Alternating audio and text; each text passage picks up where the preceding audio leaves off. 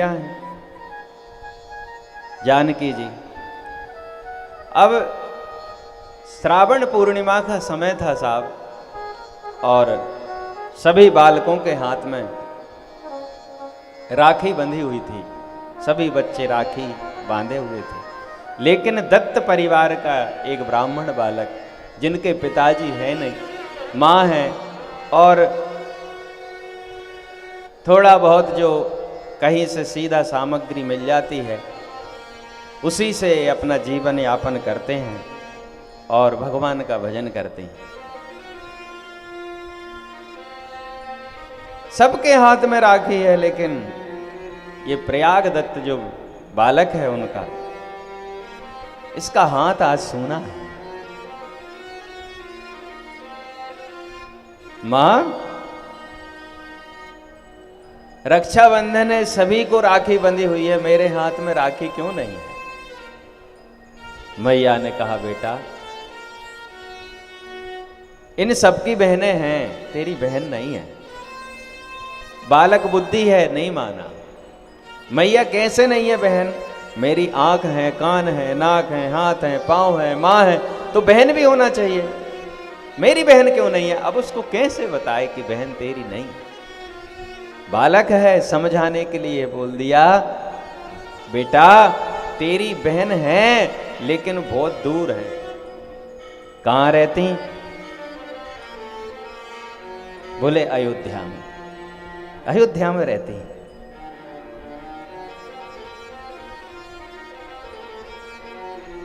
बहुत कठिन है ये भाव कहना, हमारे लिए तो बहुत ज्यादा है। कहेंगे, प्रयास करेंगे। बेटा अयोध्या में रहती, मैया मैं अपनी बहन के पास जाऊंगा। नहीं बेटा, ऐसे नहीं मिलती वो। क्या नाम है? तेरी बहन का नाम है जानकी।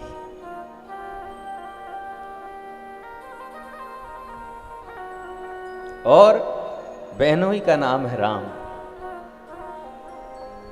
बहुत बड़े लोग हैं बेटा, वो नहीं मिलेंगे तुझसे।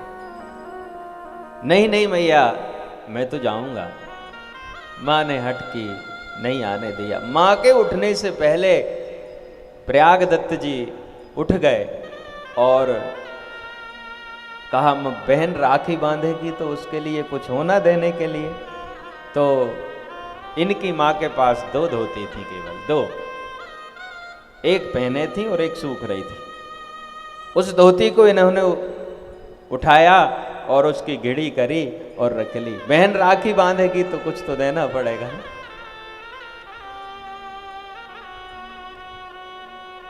लेकर उसको चले, रात्रि में चल दिए। थक गए चलते चलते तो किसी जंगल में किसी वृक्ष के नीचे थोड़ा विश्राम करने लगे, सो गए। सो सज्जनों, जब नींद खुली तो वो अयोध्या नगरी में खुली। लोगों से पूछा, भैया ये कौन सा नगर है? बताया, भैया ये अयोध्या नगरी है। अच्छा तो सुनो, यह हमारी बहन रहती हैं, उनका नाम सीता है और हमारे बहनोई का नाम राम है।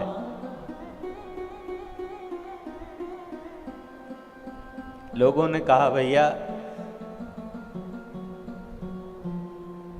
यहां के तो सीता और राम भगवान है। प्रयाग दत्त जी ने कहा, नहीं नहीं, मुझे भगवान से नहीं मिलना है, मुझे तो अपने बहन बहनों ही से मिलना है, मुझे भगवान से नहीं मिलना। लोगों ने समझाया, नहीं माने। दिन भर ढूंढा, रात्रि हो गई। कहीं एक वृक्ष के नीचे सो गए और कहा, देखो भाई आया है, गरीब हूं ना, बनते हैं रिश्तेदार जब पैसा पास होता है और टूट जाते हैं गरीबी में जो रिश्ता खास होता है। बहन भी मिलने को तैयार नहीं, लोगों को भी इतना साध के रखा है कि कोई घर बताने को तैयार नहीं। बोलते हैं भगवान है, मुझे तो अपनी बहन से मिलना है, राखी बंधवाना है। सो गए, अंधेरा हुआ। अंधेरा होने के पश्चात उसी वृक्ष के पास एक दिव्य प्रकाश हुआ। उस दिव्य प्रकाश को देखा। उस प्रकाश के बीच में से एक हाथी, हाथी के ऊपर हौदा, हौदे के ऊपर श्री सिया राम जी और महावत के रूप में श्री हनुमान जी महाराज विराजमान है। देखा, देखते ही डर गए। पता नहीं, ऐसा नहीं कि हाथी के पैर के नीचे को चलवा दे, लेकिन सज्जनों सेवकों ने सीढ़ी लगाई। सीढ़ी लगाकर श्री सीताराम जी नीचे उतरे हैं। भगवान ने कहा, भैया प्रयागदास, ये तुम्हारी बहन है। अरे इनको तो मेरा नाम भी पता है, ये तुम्हारी बहन है सीता। बोले नहीं हो सकती। क्यों नहीं हो सकती? बोले मैं इतना तो जानता हूं कि बहन कैसी होती है।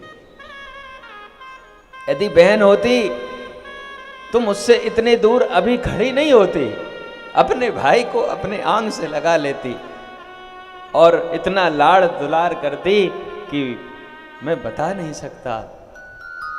मैया जानकी आगे बढ़ी और प्रयागदास को अपने आंग से लगा लिया, चिपका लिया। बोले भैया मैं तेरी बहन हूं।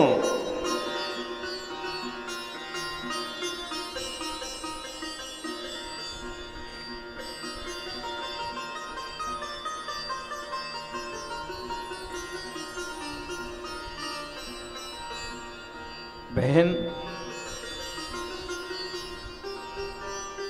मैं तो सोच रहा था कि अब मुझे बिना बहन के राखी बंधवाए जाना पड़ेगा। हाँ भैया, मैं तुझे राखी बांधने ही आई हूं। मैया जानकी ने राखी बांधी, प्रयागदास जी को राखी बांधी। अब जो धोती लाए हैं वो दें कैसे? यहां तो हाथी पर जो औधा रखा हुआ है वो भी सोने का है, चरणों में पादुकाएं वो भी सोने की हैं, और ये धोती कैसे दूं? लेकिन फिर भी राखी बांधी बहन ने, तो कुछ न कुछ तो देना होगा। बहन ये तेरी राखी बंधाई। बोले भैया सुन, मेरी माँ के पास दो तो धोती हैं, एक तू उठा लाया, कल क्या पहनेगी? इसलिए मेरे पास कोई कमी नहीं है, सब आनंद है। तू ये धोती मां को ही दे देना। प्रयागदास जी बड़े आनंद से अपनी बहन और बहनोई के दर्शन किए और कुछ ही समय में ये झांकी वहां से अदृश्य हो गई। अब तो भाव विवल होकर ये आनंद से अयोध्या में विचरण कर रहे हैं। प्रातःकाल वशिष्ठ कुंड के पास ये दिखाई दिए। वहाँ के जो महंत हैं वो समझ गए कि इसके ऊपर श्री सीताराम की कृपा हो चुकी है। बुलाया, बिठाए। इतने में कुछ सेवक एक सुंदर सोने का थाल, उसमें कई प्रकार के व्यंजन लेकर आए और कहा कि ये इनके लिए, इनकी बहन और बहनोई ने भेजा है, इनके लिए है। सज्जनों समझ गए कि भगवान ने इनके लिए पहुनाई में आज भोजन भेजा है। अब वो सोने का थाल लेने के लिए कोई नहीं आया। प्रयागदास जी से कहते हैं महात्मा ये तुम ले जाओ। बोले मैं बहन के यहाँ का कुछ नहीं ले जा सकता, मेरी माँ डांटेगी, इसको आप ही रखो। बोले ये हमारे लिए नहीं आया, हम कैसे रखें, ये तुम्हारे लिए आया। तो दोनों ने मिलकर वो सोने का थाल वशिष्ठ कुंड में विसर्जन कर दिया। सज्जनों घर गए, सारी बात अपनी माँ को बताई। माँ समझ गई कि मेरी लाडली बिटिया ने इसके भाव को रख लिया।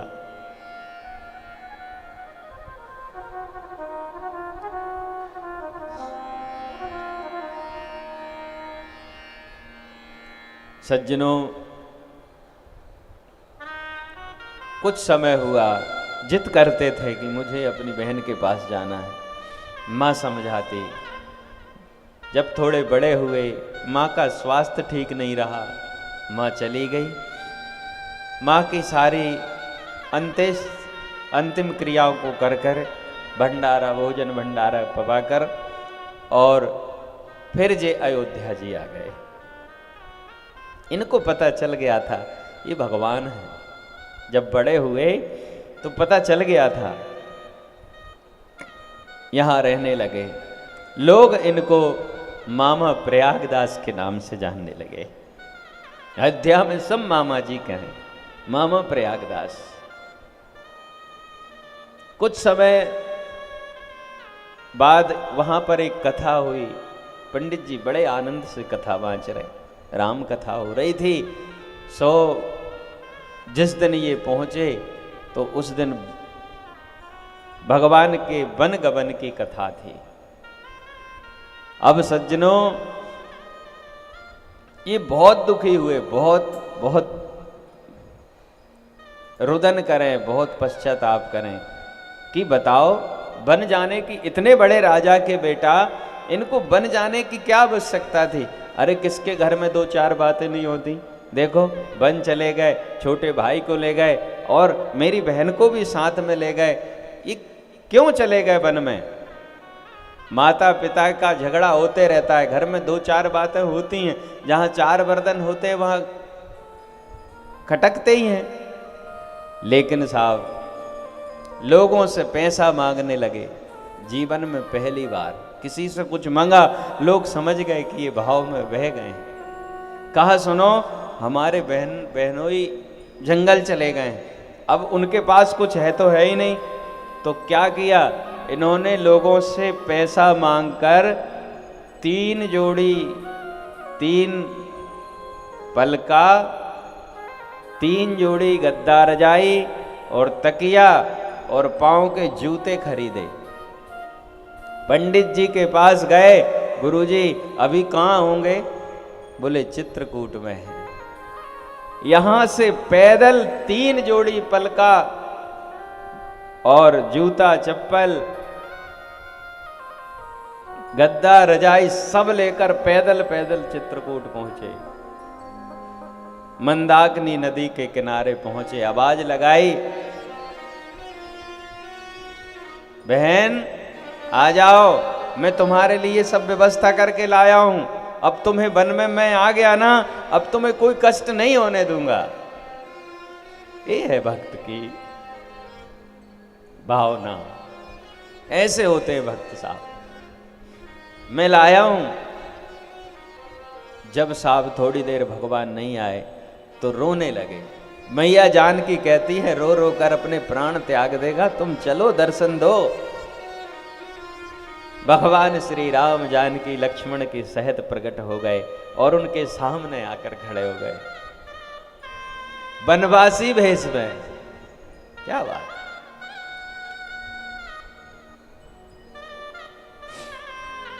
कहते हैं,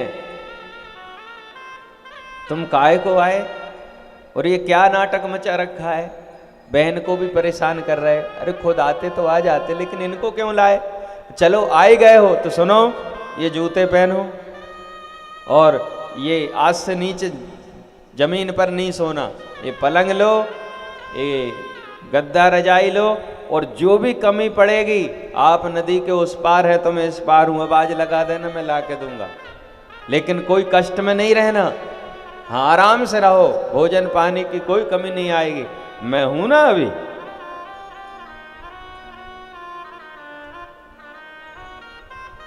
भगवान कहते हैं, धन्य है, धन्य तुम्हारी भक्ति। राघव जी इनकी भक्ति से प्रसन्न हुए। मैया कहती हैं, सुनो, अब इनको अपने साकेत के दर्शन करा दो, नहीं तो ये ऐसे ही पागल घूमते रहेगा। मैया ने भगवान से प्रार्थना की। भगवान ने अपने दिव्य लोक के दर्शन कराए, जहां पर हजारों दास दासियां, महल संगीत बज रहा है, दुनिया भर के ऐसो आराम में भगवान दिखाई दिए। तो फिर आखिरी में प्रयागदास जी क्या कहते हैं, ये नाटक क्यों मचाए रखे हो, जब सब है तो हमें ही पागल बना रहे तुम। अब हमने जो लोगों से मांग के लाए इसका क्या करें। बोले सुनो, इसे तुम ही रखो। ज्यादा कुछ नहीं, प्रयागदास जी ने एक जोड़ी गद्दा पलंग जूता पहन लिए, गद्दा रजाई पलंग ले लिया और सर पे रखकर फिर प्रयागराज में उस समय माघ मेला था। वहां रास्ते में एक नीम के झाड़ के नीचे बढ़िया बैठे साधु संत महात्मा। कहें जे कैसा महात्मा है, बढ़िया पलंग पे सो रहा है, जूते रखे हैं और गदाई रजाई गद्दा बिछे हुए हैं, प्रेम से। कैसे ऐसा कोई महात्मा होता है कि महात्मा को तो भाई ये सब चीज का त्याग करना चाहिए।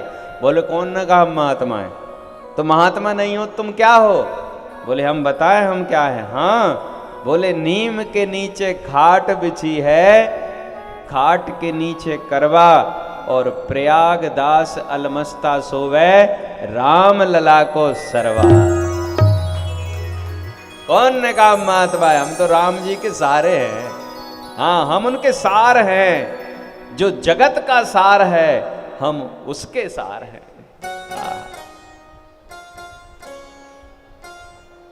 सज्जनों, जगत के रंग क्या